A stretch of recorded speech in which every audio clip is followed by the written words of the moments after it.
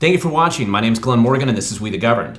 If you care about your cell phone privacy, you're not going to want to miss today's show. We're going to be talking to one of the Washington State's lead attorneys on a lawsuit that's going to affect you.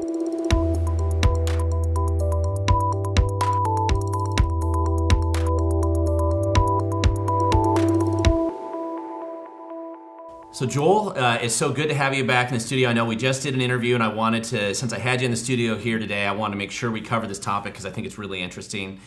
For the benefit of our listeners, again, I'm interviewing Joel Ard, who's a Washington State attorney with Ard Law Group, and if you want to go to his website, is ard.law, easy one to remember. And cell phone privacy. Tell me about this litigation that's just it's just started in Washington State. Tell me, or tell my listeners what they need to know about it. Yeah, cell phone privacy is one of those things that I always say, it's like the weather. Everybody talks about it, and nobody does anything. And it turns out, I think we found a way to do a little bit about improving cell phone privacy. And very specifically, it turns out that car manufacturers, in their infotainment systems, the beautiful screen you have where you sync your phone to it so you can be hands-free and legal while you're driving, they're pretty much mandatory. If you're going to have a phone in the car, you got to be hands-free. The infotainment system's there. Everybody knows it. Everybody uses it. Right. It appears that the manufacturers built in what they call a law enforcement backdoor to store all your text messages. So that when you link to that car system, it automatically downloads a copy of the text messages that are on the phone and stores them in memory on the car. And you can't get to them. The only company that makes equipment that can access those sells exclusively to law enforcement. And when you talk about the car manufacturers, there's a number of them that are named in this litigation, right? So which ones are we talking about? Well, we went for the big five: Ford, General Motors, Toyota, Honda, and Volkswagen. Okay. To the best of our knowledge, all of them have that problem in their infotainment systems. And I don't know, maybe they don't consider it a problem yet, but a built-in feature that copies text messages in a way that the user can't get back at them.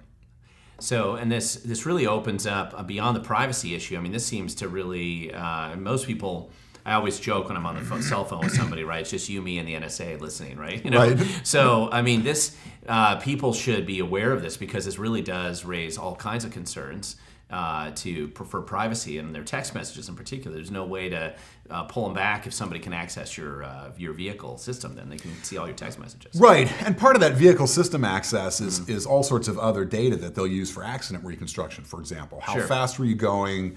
Were you accelerating or braking? Did you have your headlights on? And in the midst of all that, what they call telematics data is data from your phone, which is really not particularly relevant to accident reconstruction. And so the evidence we have so far suggests that it was intentionally done unnecessarily, specifically to capture those text messages. Okay. Luckily enough, in Washington State, that's illegal. So tell me about this. What laws are they violating, and what's kind of the nature and history of the laws that are on the books that you're referencing here? Yeah, well, a lot of people might have some awareness that Washington is what they call a two-party consent state. So for recording private conversations, you have to have the consent of both participants in the conversation. And Washington has put that in statute in a number of different ways, and our Supreme Court has actually been very vigorous about policing that demand for two-party consent. And it's a statute that some people call it a technicality or a loophole because it protects criminals as well as the innocent. And very often it is used by criminals to say you can't introduce that evidence because it was taken without my consent. But it protects private parties and private transactions as well. So there's any manner of circumstances where people might be interested in recording a conversation with you to use against you later. Sure. Well, if you're going to record a telephone conversation with someone in Washington, you have to tell them before you start recording it and get their consent to continue. Right. And the Supreme Court has been very clear that that extends very much to text messages. And so a text message that you and I exchange is a private conversation between us that can't be intercepted by third parties, government or private parties, without both of our consent. Not every state has that kind of vigorous protection, and even states that have those laws on the books have not protected them as vigorously as our Supreme Court has. So Washington State Supreme Court has done a great job of protecting individual privacy in the state, and those are the statutes that we're going to enforce. So right now, we're really talking more of a state, but it's also a federal issue too, right? I imagine there's some jurisdictional overlap, or is most of this case going to stay in state court, you think? Well, I think it might go to federal court, but not because of federal legal questions, but because the manufacturers are from out of state. And so if you have a lawsuit between in-state and out-of-state people, the defendant can elect to have that heard in federal court. And does this affect the like Apple or some of the other Google or other tech companies that are probably involved in this process? Not at the moment. To the best of our knowledge, I suspect that they know that this is going on, and so some of their bragging about privacy has a little bit of a wink and a nod there. But no, in our view, the violation is by the auto manufacturers who built the system knowingly and intentionally to copy text messages without the permission of participants to those text conversations. And just for clarification, when you describe that, I always think, some listener is going to look at this or a viewer is going to look at this and say, hey, I'll just not send any text messages when I'm in the car. But the way you're describing it sounds like even if you've done other text messages, it just basically sucks all those out and saves them there. You get into your car and you link your phone by Bluetooth or USB to the infotainment system, and it sucks down all the text messages that are on the phone. Like everything. That's our understanding of what goes on. Got it. Okay. So anybody who's interested in this should reach out and contact me. I think in short order, we will have the information to be able to tell you. If you give me your VIN, I can tell you whether that's happened to you. That's really That's really interesting. I think people will want to know, hey, is this actually going on in my car? So, because there's some belief that it may not go on in every car, right? Or we don't know yet. We don't know yet. Okay. Some of the indications we've gotten from counsel for the manufacturers suggest that for some manufacturers it might be every car, and for some manufacturers it might not be.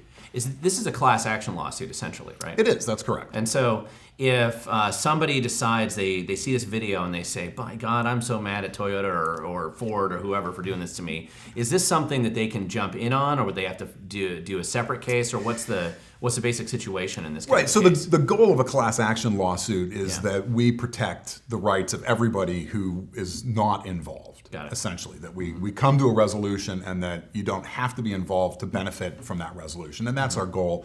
The statute actually allows for $1,000 of damages per violation. Okay. And we certainly think that we want to seek money damages. I'm not one of those guys who thinks that a pat on the back and a kiss on the cheek is appropriate. You don't think that would change your behavior? No. Okay. But yeah, if you're interested in being more involved with it, shoot me an email, tell me the VIN of your car, and I can tell you whether, as we learn more about it, whether there's a role for people to be involved. What is your email address? joel@ard.law. I try to keep it really simple. That is as simple as you can get. I wish mine was that simple. Anything else people should know about this case and just generally about privacy issues in Washington State? I think that there's a lot of people that don't realize how much the laws that are on the books and how that there are opportunities they might have to enforce those a little bit better.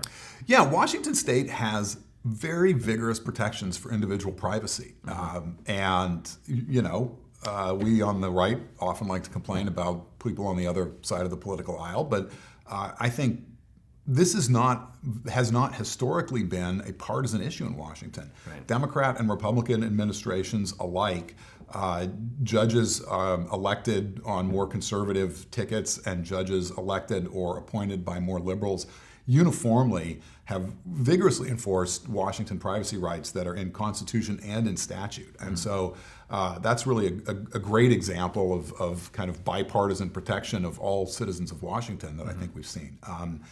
It doesn't just extend to cell phones. It doesn't just extend to text messages. This is one fun little slice of the law that we're going to vigorously enforce and hope to be able to enforce on behalf of everybody in the state. But you do have a lot of privacy protections in this state that more so than a lot of places. And there's, if that's something that is of concern to you, reach out to a lawyer who might know about these things, because I think the privacy lawsuits in Washington are easier to win than in a lot of states, and often raise some fun issues that lawyers enjoy tangling with. What's your expectation on time frame? I mean, the hard thing with litigation is always there's no. Sometimes these things seem to drag on forever. They do. You're fairly early in this process right now. Yeah, it's right at the outset. So we're still in the investigatory stage of confirming a lot of the things that we think are true. Working with opposing counsel to set some preliminary schedules. I don't know how fast they might go. Some of them might stay in Thurston County Superior Court. Some of them might be, some of them already are in federal court. Our federal courts do their best to move things quickly, but they are under a lot of stress and strain from a shortage of judges and quite a lot of cases. So it's hard to say. We hope to get cases resolved in 18 to 24 months from filing, but that's aspirational sometimes. All right. Well, Joel, thank you so much for coming here. This is an interesting topic, so I'm really glad that we had a chance to cover it. For those of you who may not know, I mean, Joel Ard is one of the premier attorneys in Washington State, especially dealing with a lot of odds and ends when it comes to state law or federal law questions, oftentimes in the state, and is one of the top attorneys in our state. And I always enjoy having you on the show here when we can get you. So if you want to learn more, again, go to Joel, JOEL.law if you want to learn more about ard.law. Ard.law, A-R-D. Yes. See here, I'm going to screw everything up here. ARD.law if you want to learn more about what he's doing and with this case, and I'm sure plenty of others. And if you want to learn more about what we do here, go to wethegovern.com, and I will provide links in the description below to the Ard Law and to find out more information about what's going on in this case. And remember, I always tell people the future belongs to those who show up, and if you don't show up, you cannot make a difference. Thank you so much for watching.